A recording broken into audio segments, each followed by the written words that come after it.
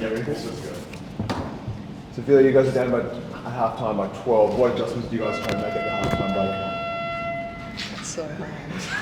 So I think that they're testing I've got siren trauma.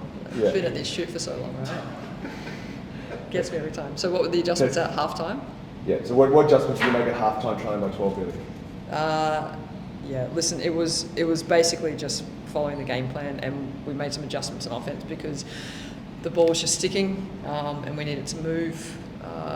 It's no good for us if we're stagnant. So we want to get back to a little bit more movement offensively, and then defensively, it's really just the basketball plays. So the schemes are there, but then can we seal off those basketball plays like foul discipline, knowing when to rotate, contain, and schemes. So we got ourselves in a bit of a hole, and then came out the second.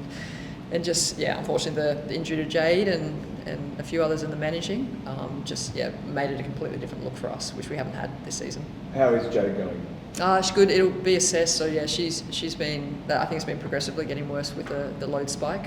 So we'll see how she the calf pulls up and what we do with her over the next little bit, knowing that she's got opals coming up in a couple of weeks.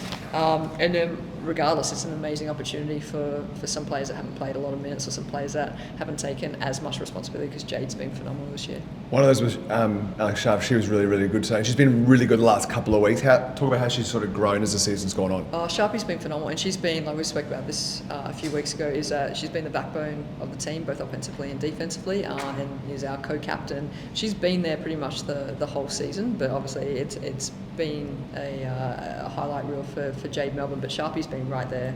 That's why I'm really excited that over the next 6 games she gets the opportunity to kind of step up, take more of a leadership role on court, be a little bit more assertive in a vocal manner, and then continue to do and build on what she's been doing offensively and defensively.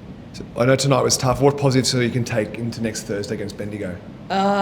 For us, it's really just we got reps into the depth of our squad. So we've had some players that have been riding that pine for pretty much the whole season, and they've been taking a fair bit of load at practice and staying in it, and that's always hard for young players not to get those minute rewards or those point rewards. So having those reps is going to be really important, especially having some reps without Jade, because she's been pretty good, and she's taken a lot of focus from other teams. That's been amazing, but then where's the confidence for the other players?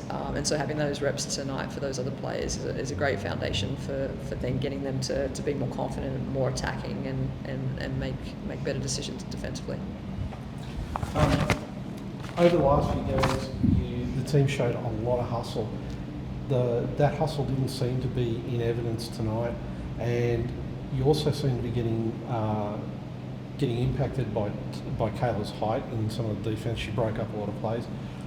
What can you say about how you can adjust for that? Yeah, and I mean that's our style of defence. We want to play more aggressive. We want to be on the ball. By doing that, we switch a fair bit, and you can see teams starting to get really creative with their switch attack. And you can see bigs that generally sit on the perimeters start to go on the post a little bit more, like LJ, like Kayla, which is really cool. But obviously then that's going to be an adjustment from our end. What's our counter to that? So early in the season that worked really well. In our wins it worked really well because those bigs wanted to be on the perimeter, but now they're being forced to get inside. So we're doing our job for the Opals, and we're doing our job for the league. But it's hurting us, and what's our next adjustment, the next evolution? So that's why we keep asking the players, do what we're asking, so then we can see where our next adaptation needs to be. Thank you, Billy. Thanks, guys. Thanks.